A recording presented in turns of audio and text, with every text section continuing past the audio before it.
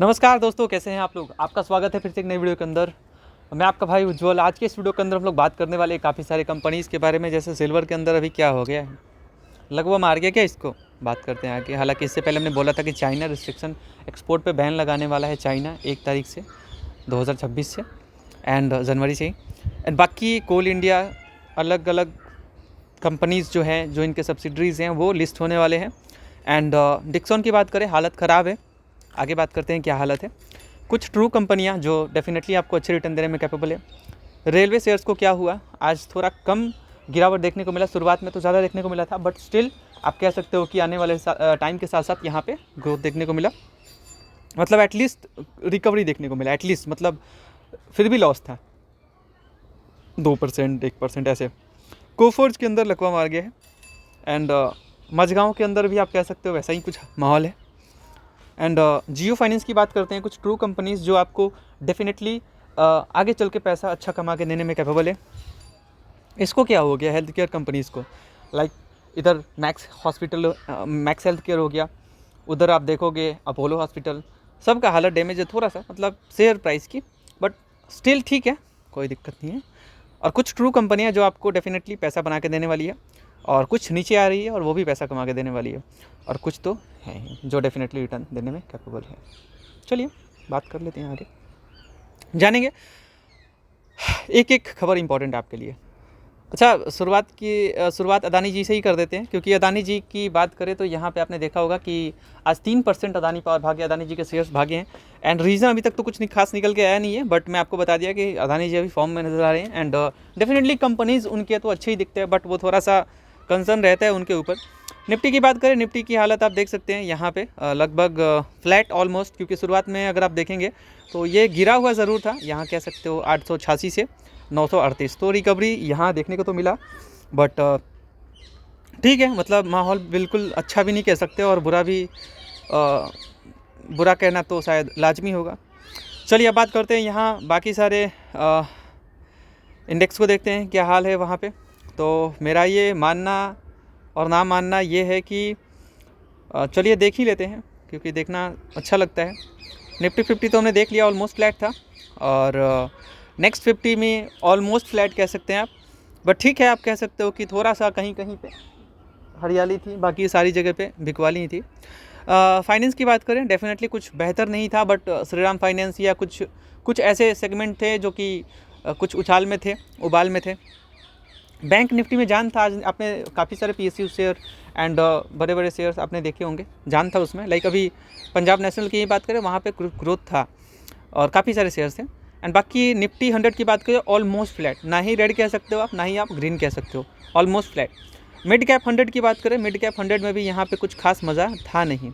तो आप यहाँ पे भी देख सकते हैं मिड कैप 100 भी लगभग 0.15 से नीचे था। 0.28 से यहाँ पे स्मॉल कैप 100 नीचे था। एंड बाकी निफ्टी ऑटो में जान था। लाइक महिंद्रा का शेयर आप देखेंगे आज भागा है, और टाटा मोटर्स में भी हरियाली था, और काफ़ी सारे शेयर्स ऑटोमोबाइल से जिनके अंदर तो हरियाली आप कह सकते हो।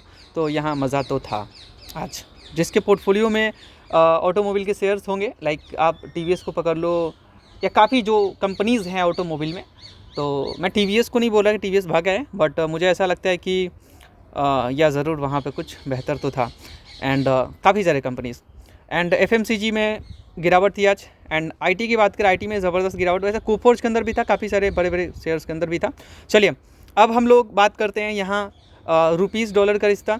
रुपीज़ डॉलर का रिश्ता आप देखेंगे तो यहाँ पे खुश खबर तो थोड़ा सा है, क्योंकि ऊपर नीचे माहौल जा रहा है। यहाँ पे कह सकते हो कि 89.90 था, 89.76 हो गया। तो ये तो चलो ऑलमोस्ट नीचे ही आ रहा है, तो ऊपर ना जाए, भगवान से ही दुआ करो आप कि एटलीस्ट 83 जो अभी हाल ही में रूप दिखाया था, मैं ज़्यादा पहले की बात नहीं कर रहा, 83 पे था ना दोस्त, यहाँ पे आया था 83 था या क्या था, वो हाल ही में आया था ज़रूर, 83 तक आ चुका था। तो सेलिब्रेशन का टाइम था वो। हाँ जी, यहाँ पे 83 तक आया था। इससे इधर मैं थोड़ा इधर उधर हो रहा हूँ, बट चलिए कोई बात नहीं। बट आप देखेंगे तो पिछले 1 महीने से माहौल कुछ बहुत ज़्यादा गर्म से थोड़ा बहुत तो नरम हुआ है, बट देखते हैं ये नरमाई कब तक नज़र आती है। बाकी तो ठीक है, इसकी वजह से एफआईआई बिकवाली करेंगे, मार्केट से खाली होता जाएगा पैसा। और देखिए रिटेल इन्वेस्टर्स की बात करें तो डेफिनेटली यहाँ से भी एक रिस्क फैक्टर हो जाता है। जब बहुत सारे रिटेल पार्टिसिपेट करते हैं तो थोड़ा जागरूक हो जाएं तो बेहतर होगा, वरना पैसा नहीं बनेगा उनका, क्योंकि वो लोग उछल कूद ज़्यादा करते हैं। जहाँ पे फोमो, जहाँ पे ऊंचाई देखते हैं वहाँ पे चले जाते हैं एंड बिना रिसर्च के, तो दिक्कत उनके साथ होता है। तो आप कह सकते हो कि उसकी वजह से तो है ही, क्योंकि अभी आप पूरे मार्केट के अंदर पावर देखेंगे तो रिटेलर्स का पावर बहुत ज़्यादा है, ठीक है। जो पिछले 2-4-5 सालों से रिटेल निवेशक जो आए हैं बाज़ार के अंदर, तो डेफिनेटली कुछ बढ़िया है। बट देखिए स्टेबल तो आप कह सकते हो, लेकिन न्यूज़ के ऊपर डेफिनेटली मैं ऐसा बोलूँगा कि न्यूज़ के ऊपर रिटेल इन्वेस्टर्स ज़्यादा भरोसा ना करें, और अपने जो भी क्वालिटी अच्छे शेयर्स दिखते हैं तो रिसर्च करके निवेश करें, दिक्कत नहीं होगा उनको।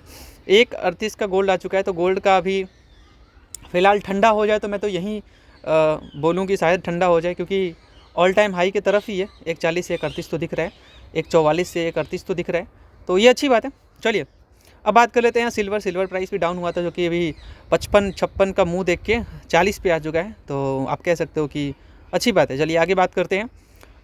सिल्वर में रैली जो है, सिल्वर की ETFs थे, रैली अभी 2 दिन से ऑलमोस्ट आप कह सकते हो कि मज़ा नहीं आ रहा जिन्होंने निवेश करके रखा है, ठीक है। चलिए बट आप कह सकते हो कि अगर ये गिरते भी हैं एक पीस को लेकर के, और कुछ प्रॉफिट बुकिंग जो आपने देखा था कि सिल्वर के अंदर प्रॉफिट बुकिंग चल रहा था, और डेफिनेटली इनके अंदर प्रॉफिट बुकिंग चल रहा था। और हाल ही में मैं आपको ये बता दूं कि ये नहीं कि यहाँ से गिर जाएगा, ऐसा कोई भविष्यवाणी नहीं है। ये वीडियो एजुकेशनल पर्पज़ के लिए होने वाला है, तो आप उसको, इस वीडियो को उसी नज़रिए से देखना।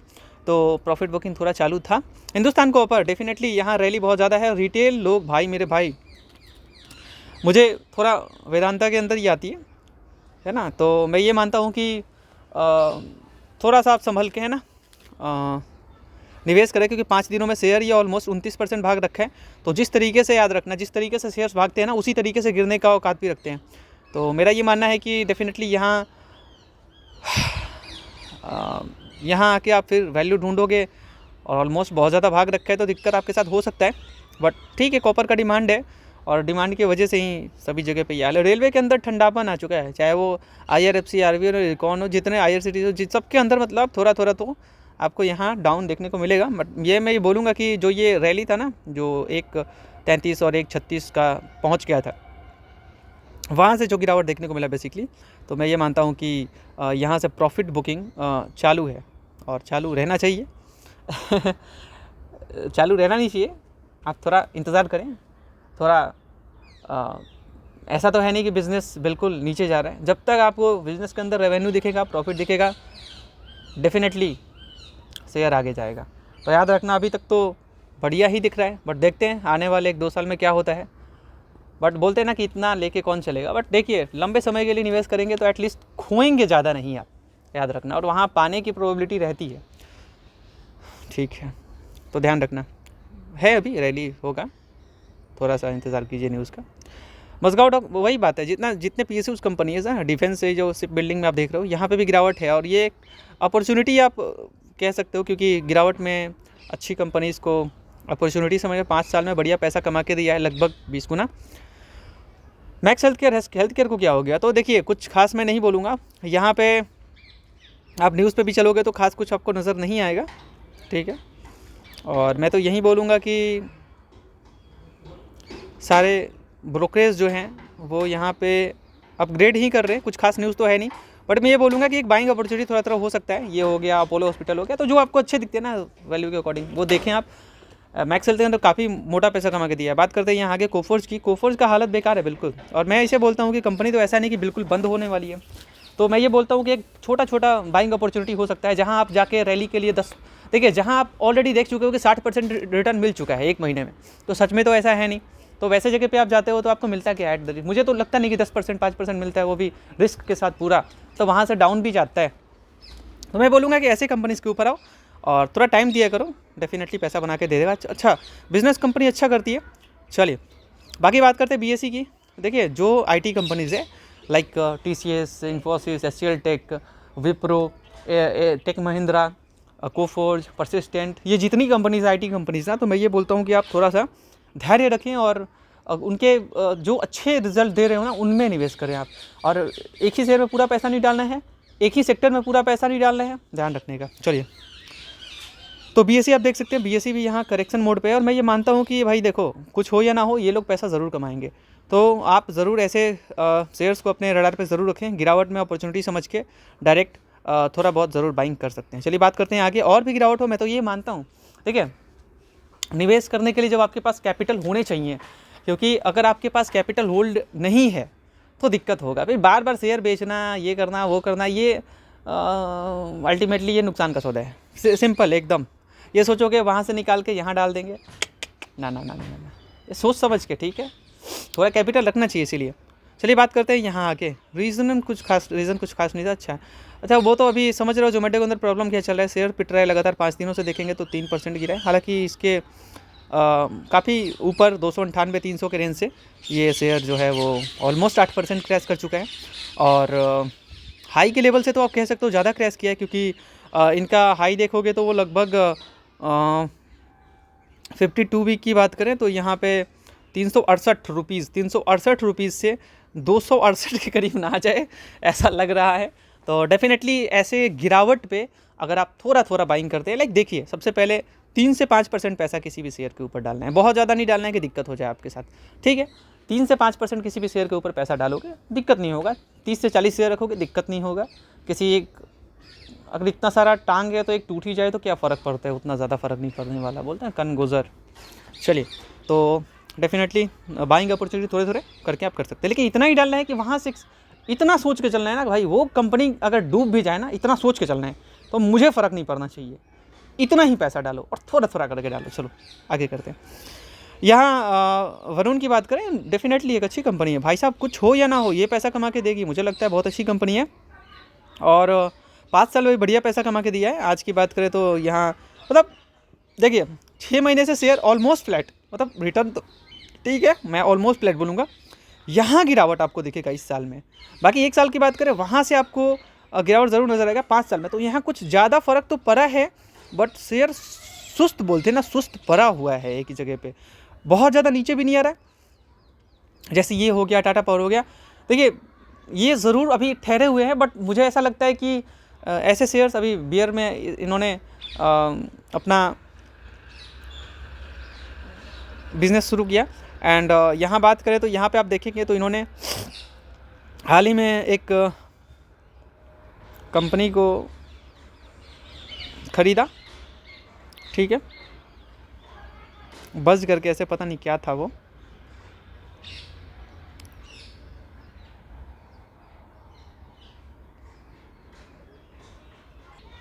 तो खैर अच्छी कंपनी है, मुझे लगता है कि डेफिनेटली रवि जयपुरिया जी की कंपनी है और पेप्सिको का बॉटलर है, तो आप कह सकते हो लेज़, ट्रॉपिकाना, एक्वाफिना, स्टिंग, 7 अप, ये जितना ब्रांड देखते हो ना इनके अंदर, ठीक है। आगे हेवेल्स, हवेली राम जी की कंपनी, डेफिनेटली जो गिरी हुई है ना, तो मैं ये सोचता हूँ कि डेफिनेटली गिरावट पे अगर आप बाइंग करते हैं ना तो वहाँ से इंतज़ार ज़रूर करें, क्योंकि देखिए बिज़नेस के अंदर प्रॉब्लम नहीं है, बस थोड़ा टाइम दे दीजिए। मार है मार्केट का, वैल्यूएशन अभी जस्टिफाइबल है, ऐसा नहीं कह सकते ओवर वैल्यूड है, ठीक है, थोड़ा बहुत तो कह सकते हो, बट कंपनी गिरी हुई है काफ़ी। और मैं मानता हूँ कि यहाँ से रिटर्न देने में कैपेबल तो है मेरे भाई। अगर आप यहाँ पैसे कुछ ज़रूर निवेश करते हैं तो रिटर्न्स मिलने की प्रोबेबिलिटी होती है, 10-20% आराम से मिल जाते हैं। क्या 10-20% बहुत होता है यार, फोमो के चक्कर में सोचते हो ना कि 20% ले लेंगे, सॉरी 100% ले लेंगे, 200% ले लेंगे, 300% ले लेंगे, तो जो एनालिस्ट बैठे हैं ना ये खुद ही ले लेंगे, समझ रहे, ये किसी के बस की बात नहीं है।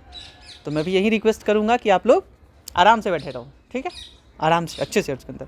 जेएफएस, आपको लगता है अंबानी जी का बिज़नेस काम नहीं कर सकता? मुझे तो लगता है कि काम करना चाहिए। तो फेल उनका भी बिज़नेस भी हुआ है, बट मुझे ऐसा लगता है कि डेफिनेटली फाइनेंस सेक्टर में कुछ बड़ा तो होने वाला है, और वो तो आप देख के समझ रहे होंगे। बस थोड़ा क्वार्टर का इंतज़ार कीजिए। बस एक बात और बोलना चाहूँगा, बस Q3 का रिज़ल्ट आने दीजिए आप। अभी 12 को बहुत सारे दिग्गज कंपनी, आईटी कंपनीज अपने रिज़ल्ट लाने वाले हैं, और तब आप देखना जो रिज़ल्ट आएगा उससे कुछ अनुमान लगेगा, उसके बाद एनालिस्ट आएंगे, कूदेंगे। एनालिस्ट के कूदने पे नहीं चलना है, कंपनी का नंबर पढ़ना है, नंबर क्या बोल रहा है। कोई एनालिस्ट आ जाए कोई फ़र्क नहीं पड़ता, उनका फंडामेंटल क्या बोल रहा है, कंपनी के बैलेंस शीट क्या बोल रही है, कंपनी किस तरीके से परफॉर्म कर रही है, वो देखना है। और तब देखना पैसे बनेंगे, उछल कूद बिल्कुल नहीं करना। तो अच्छी कंपनीज़ हैं, बने रहिए। कोल इंडिया, तो मैं ये बता दूं, हाल ही में न्यूज़ निकल के आया था कि इनके जो सब्सिडरीज़ हैं वो अलग अलग लिस्ट होंगी, ठीक है।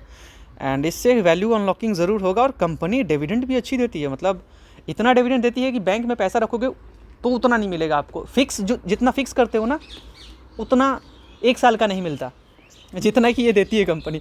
तो मैं मानता हूँ कि थोड़ा बहुत कैपिटल तो डेफिनेटली रिटर्न के साथ साथ थोड़ा अलग से डिविडेंड मिल जाए तो भाई ऐसी कंपनी ज़रूर थोड़ा बहुत रख सकते हैं आप।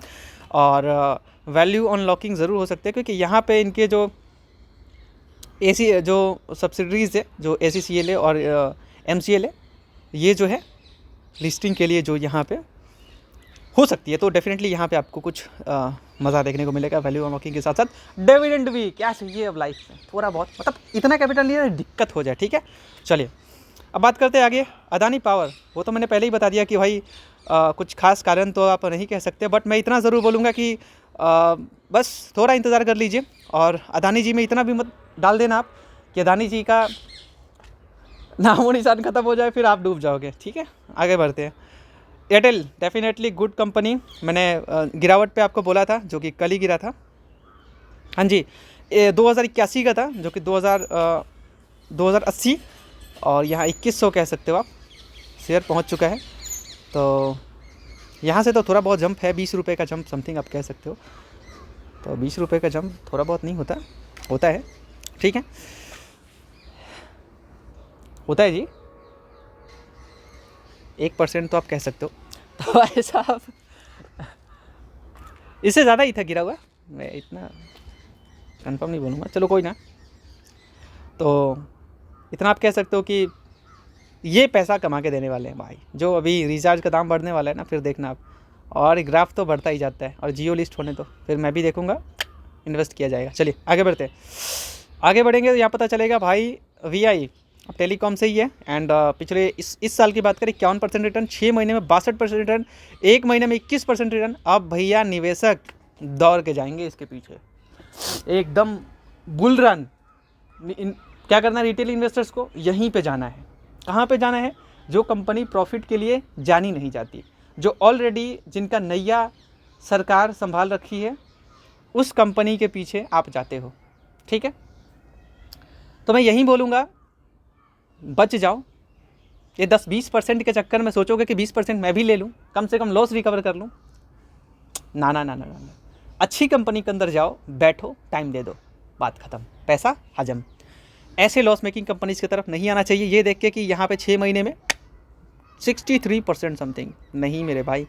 आगे बात करते हैं यहाँ पे डिक्सन टेक्नोलॉजी, गिरावट भाई साहब खतरनाक गिरावट है भाई। मैं ये मानता हूँ कि ऑलमोस्ट बहुत ज़्यादा क्रैश किया था शेयर, और यहाँ आप कह सकते हो कि लगभग 11,600 से ये शेयर जो है वो ऊपर जा चुकी है। एंड ठीक है, अच्छा शेयर है, यहाँ आप देख सकते हैं। और ज़रूर आप लोग यहाँ पे अपना लंबे समय के लिए एक होल्डिंग रख सकते हैं। अच्छी कंपनी, प्रॉफिट अच्छा कमा के दे रही है, और गिरावट है तो थोड़ा सा अपॉर्चुनिटी तो समझना चाहिए। बट मेरा ये मानना है कि अच्छे शेयर्स हैं, डेफिनेटली टाइम देंगे तो पैसा कमा के देगी, और गिरावट में ही बाइंग करना चाहिए अच्छी कंपनीज़ को, और इतना मत डालो कि दिक्कत हो जाए। इस वीडियो को देखने के लिए बहुत बहुत शुक्रिया। Thank you so much for watching this video. Don't forget to join our channel. Thank you so much guys.